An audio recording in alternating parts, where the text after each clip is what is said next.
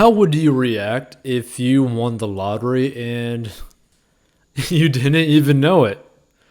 And you didn't even know that you were carrying basically a $40 million payout in like on your person basically for weeks, right? So that's basically what this story is about. So an oblivious lottery winner carried $39 million winning ticket in purse for weeks, right? So let's get right into it. So a German woman unknowingly walked around for weeks with a lottery ticket worth nearly $40 million in her purse. And the 45-year-old was oblivious she was touting the golden ticket since June 9th before cashing it in with Lotte Bayern officials said Wednesday. So the unnamed winner correctly guessed 7 fields on a 1.20 euro ticket. That means basically this is, I think, like a $4 or $3 ticket, lottery ticket, and took home 33 million euros as the sole winner of the drawing. So 33 million euros is like, I think, close to like nearly $70 million US, right? So imagine that. $70 million. That is crazy, right? But since, we talk about finances, we're going to talk about, okay, what's the best way to go about, utilizing this amount of money, right? And the thing is, right, it's like this amount of money is a lot, but if you're not careful, you could completely ruin it. But we'll go over that later on in the story. So she says, I still get dizzy at the thought that I carelessly carried almost 33 million euros around in my purse for several weeks, the mother once said. According to the German gambling agency, the lucky lady picked the numbers randomly and said the win was more than enough for my husband, my daughter, and me, adding she plans to use the money to help protect the environment. Oh, that's nice. So it's unclear how she eventually discovered she was a millionaire 39 times over from the drawing. The inadvertent victor had much better luck than a California woman who tossed a winning $26 million ticket in the wash. And then, so billions of dollars of lottery winners go unclaimed. Blah, blah, blah, blah. Okay. So here's the thing, right? Let's go over, okay, what would be the best way to really handle, like, let's just say like $70 million US, right?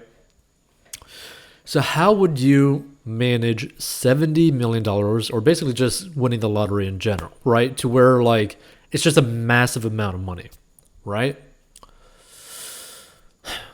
Number one, what you need to do is first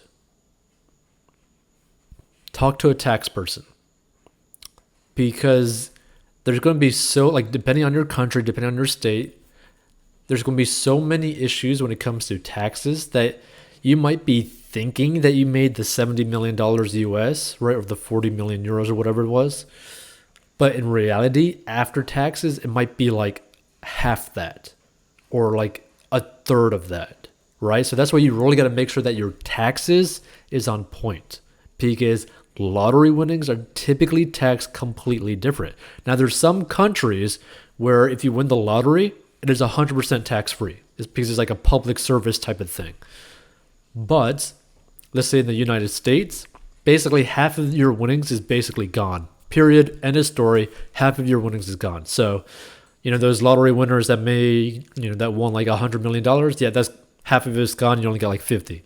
So really, you only got 50 to really work with, not 100. But people end up spending like they got $100 million when they really don't.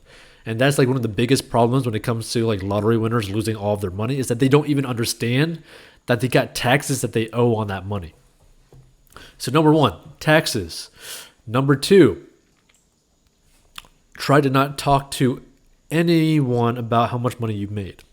Now, the reason why you want to do that, or potentially why you might want to like leave the state or location that you're in, especially like, for example, if you're someone who's like living kind of like in the ghetto and you win the lottery, guess what? You do not want to be staying in the freaking ghetto if you won the lottery, because if you're in the States and you win the lottery, guess what? Your information ain't public. So that means anyone in the ghetto can just look you up and be like, yo, this dude's got 40 million bucks on him. Let's go steal his money right now. Like, that's something that has happened in the United States where a lottery winner won like 5 million, 10 million, $1 million, even $100,000, and they literally got attacked, robbed, and their life ended as well, right? That's why you got to be very careful with who you let know that you won so much amount of money. Or just like move to like a little bit safer area. That's just at minimum do something like that. Next one, pay off all of your debts. Every single debt that you have, period, end of story. And people are going to be like, oh, there's good debt, there's bad debt. No, debt. Pay off all of your debt, period, end of story. Have basically no recurring expenses that you don't need other than like utilities and insurance, okay? Because you want to secure your life to the point where even if you lose every single cent, you're not going into debt, period, right? So pay off all your debt. Put money away that is purely for emergencies that's kind of hard to get to, right? So this is like setting up like an online savings account that's like a high yield interest savings account. That's kind of like of a pain to like go log in and like access and like do all this kind of stuff, right? Like basically have no like debit cards or like no cards access to it. Just purely have like an online account or some sort of account that you don't have immediate access to the funds, right? You could easily check on it, but it's going to be a hassle to really do anything with it, right? Just like another barrier. Then you want to start putting money towards investments. That's like mutual funds, index funds. That's also, potentially buying like real estate properties in cash for the cash flow so that you can have income coming in, right? By the way, not at any point did we say you quit your job or quit a job, right? Or not work. I think the best thing to do is to keep working, even if it's part-time. And the reason why you want to do that, because one, it keeps you humble. Two, it keeps you with some sort of structure so that you don't end up blowing your money, right? Because then you're going to be surrounded with people that have money issues, and you're going to be like, okay, I don't want to be living like that. I am in a very, very comfortable space financially, and I do not want to get to these people's points where like they're struggling about, paying like a $5 bill or something, right? Like it'll keep you in a humble mindset and be very grateful to what you have. Now, I'm not saying that you have to work for like the rest of your life, but I'm saying you want to keep doing that for a minimum like the next 2 years after winning like a lottery. Because again, it just keeps you in a healthier mindset.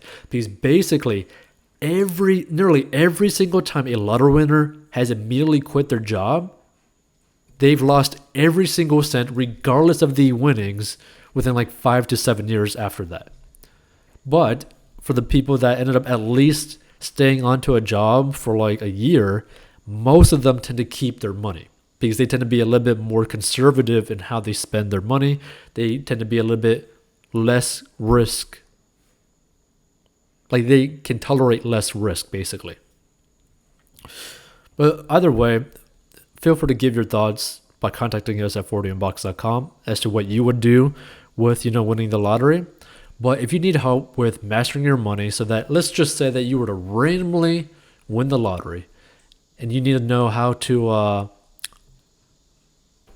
manage your money to where you're not living a really bad financial life, go down below, check out 40inbox.com to learn the secret to mastering your money, and we'll see you in future episodes. Peace out.